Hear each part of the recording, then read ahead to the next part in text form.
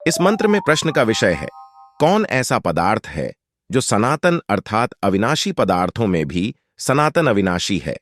कि जिसका अत्यंत उत्कर्ष युक्त नाम का स्मरण करें वह जाने, और कौन देव हम लोगों के लिए किस किस हेतु से एक जन्म से दूसरे जन्म का संपादन करता और अमृत व आनंद के कराने वाली मुक्ति को प्राप्त होकर भी फिर हम लोगों को माता पिता से दूसरे जन्म में शरीर को धारण कराता है। हे मनुष्यों, हम लोग जिस अनादि स्वरूप सदा अमर रहने व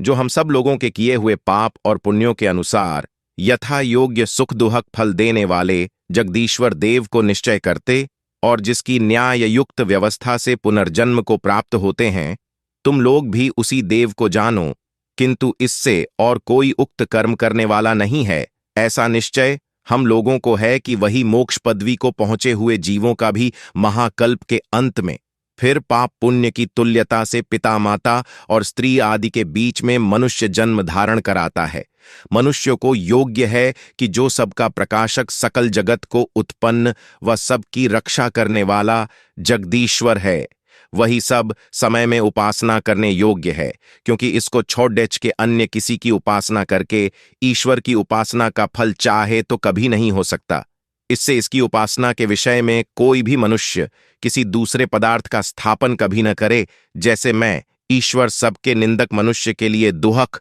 और स्तुति करने वाले के लिए सुख देता हूं, वैसे तुम भी सदा किया करो। जो मनुष्य अपने क्रिया कर्म से ईश्वर की आज्ञा में प्राप्त होते हैं, वही उससे रक्षा को सब प्रकार से प्राप्त और सब मनुष्यों में उत्तम ऐश्वर्य वाले होकर प्रशंसा को प्राप्त होते हैं, क्योंकि वही ईश्वर जीवों को उनके कर्मों के अनुसार न्याय व्यवस्था से विभाग कर फल देता है। ईश्वर के अनंत सामर्थ्य होने से उसका परिमाण व उसकी बराबरी कोई भी नहीं कर सकता है।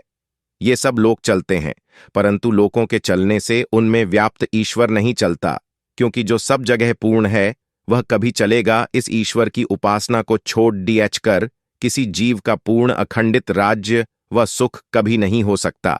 इससे सब मनुष्यों को प्रमेय व विनाश रहित परमेश्वर की सदा उपासना करनी योग्य है, जिससे यह सूर्य यह रूप के न होने से अंतरिक्ष का प्रकाश नहीं कर सकता। इससे जो ऊपरली व बिचली किरणें हैं वे ही मेघ की निमित्त हैं, जो उनमें जल के परमाणु रहते तो हैं, परंतु वे अति सूक्ष्मता के कारण दृष्टिगोचर नहीं होते।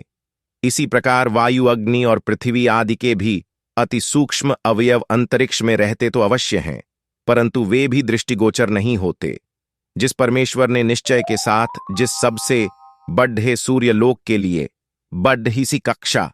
अर्थात उसके घूमने का मार्ग बनाया है, जो इसको वायु रूपी ईंधन से प्रदीप्त करता, और जो सब लोक अंतरिक्ष में अपनी अपनी परिद्युक्त हैं कि किसी लोक का किसी लोकांतर के साथ संग नहीं है, किंतु सब अंतरिक्ष में ठहरे हुए अपनी अपनी परिधि पर चारों ओर घूमा करते हैं, और जो आपस में जिस ईश्वर और वायु के आकर्षण और धारण शक्ति से अपनी अपनी परिधि को छोड़कर इधर उधर चलने को समर्थ नहीं हो सकते, तथा जिस परमेश्वर और वायु के बिना अन्य कोई भी इनका धारण करने वाला नहीं है। जैसे परमेश्वर मिथ्यावादी अधर्म करने वाले से पृथक है, वैसे प्राण भी हृदय के विदीर्ण करने वाले रोग से अलग है। उसकी उपासना व कार्यों में योजना सब मनुष्य क्यों न करें।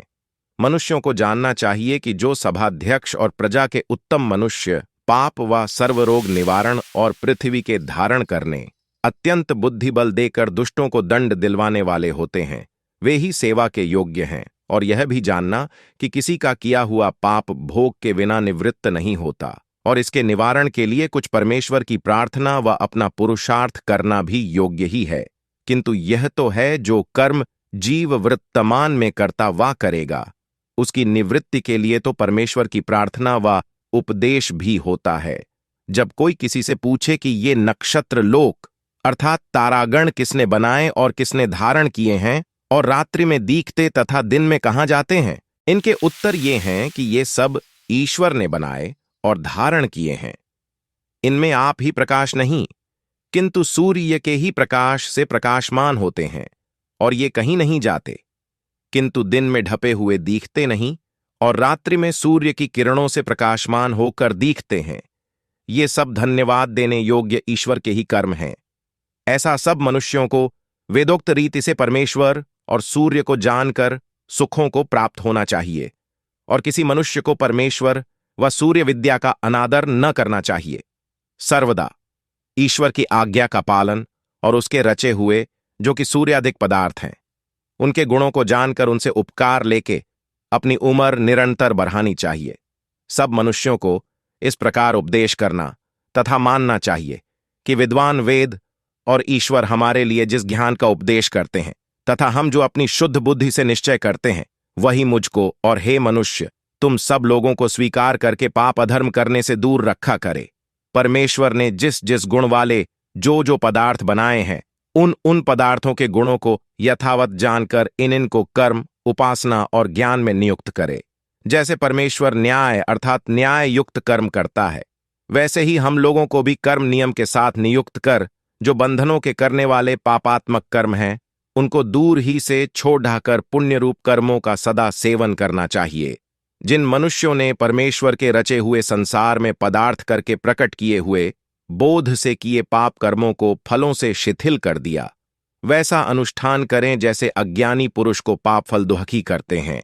वैसे ज्ञानी पुरुष को दुख नहीं दे सकते। जो ईश्वर की आज्ञा को यथावत नित्य पालन करते हैं, वे ही पवित्र और सब दुख बंधनों से अलग होकर सुखों को निरंतर प्राप्त होते हैं। 23वें सूक्त के कहे हुए वायु आदि अर्थों के अनुकूल प्रजापति आदि अर्थों के कहने से इस 24वें सूक्त की उक्त सूक्त के अर्थ के साथ संगति जाननी चाहिए।